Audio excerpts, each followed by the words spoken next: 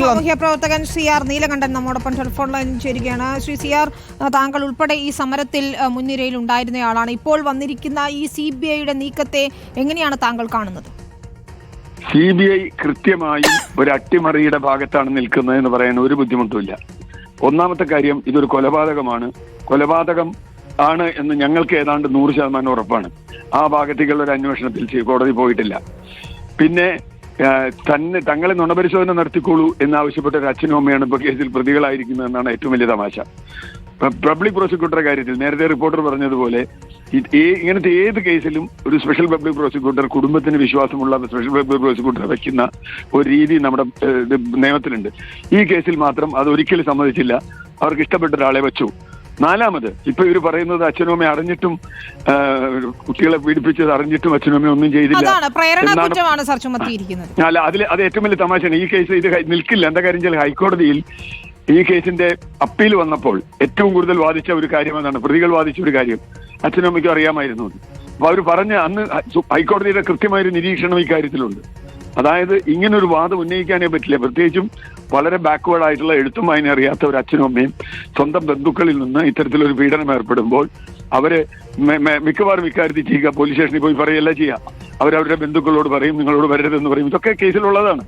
ഈ കുട്ടിയുടെ വല്യമ്മയുടെ മകനോ ആരോ കണ്ട് ഈ കുട്ടിയെ ഉപദ്രവിച്ചു, കുട്ടി വലിയ മതു. അപ്പൊ പറഞ്ഞു, നീ ഇവിടേക്ക് കടക്കരുത് എന്ന്. ചേട്ടത്തിയനീത്തി മക്കളാണ്, നീ ഇവിടെ കടക്കരുത് എന്ന് പറഞ്ഞിട്ടുണ്ട് ഈ അമ്മ. ഇതൊക്കെ ഈ അമ്മയുടെ മൊഴികളുണ്ട്. പക്ഷേ പ്രശ്നം അതല്ല, അത് എങ്ങനെ ആത്മഹത്യാ പ്രേരണയാവുകയെന്ന് എനിക്ക് മനസ്സിലായിട്ടില്ല.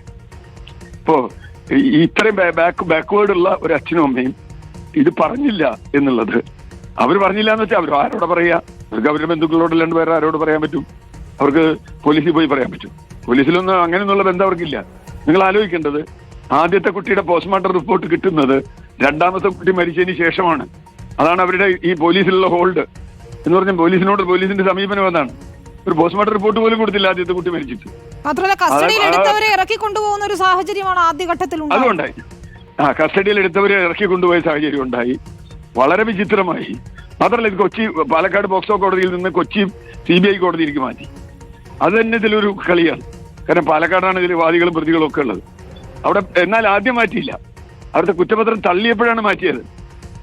ആദ്യം അവർ മാറ്റിയത് നമുക്ക് മനസ്സിലാക്കാം. CBI അല്ല, കുറ്റപത്രം തള്ളി സംഘത്തെ മാറ്റി കഴിഞ്ഞപ്പോൾ ഉടനെ തന്നെ അവർ കോടതി മാറ്റി. ഇതൊക്കെ വളരെ സംശയാസ്പദമായ കാര്യമാണ്.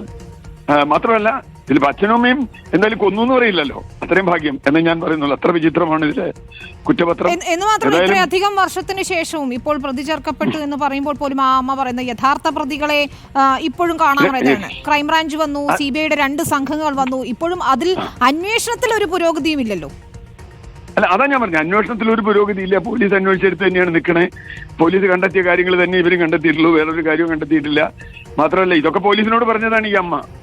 അന്ന് പോലീസിനോട് ഇതേ കാര്യങ്ങളൊക്കെ തന്നെ പറഞ്ഞതാണ്. ഈ മൊഴിയൊക്കെ കൊടുത്തിട്ടുള്ളതാണ്. അത് രേഖപ്പെടുത്ത മൊഴികളാണ്. അതാണ് ഞാൻ നേരത്തെ പറഞ്ഞത്. ഹൈക്കോടതിയിൽ ഈ മൊഴികൾ എടുത്ത് ചൂണ്ടിക്കാട്ടിയിട്ടാണ് അന്ന് പ്രതികൾ വാദിച്ചത്. കണ്ടോ, ഈ കുട്ടിയെ ആക്രമിച്ചപ്പോൾ ഈ കുട്ടി അച്ഛനും അമ്മയും മിണ്ടിയില്ല എന്നല്ല, പോലീസ് സ്റ്റേഷനിൽ പോയില്ല എന്നുള്ളതാണ് പരാതി.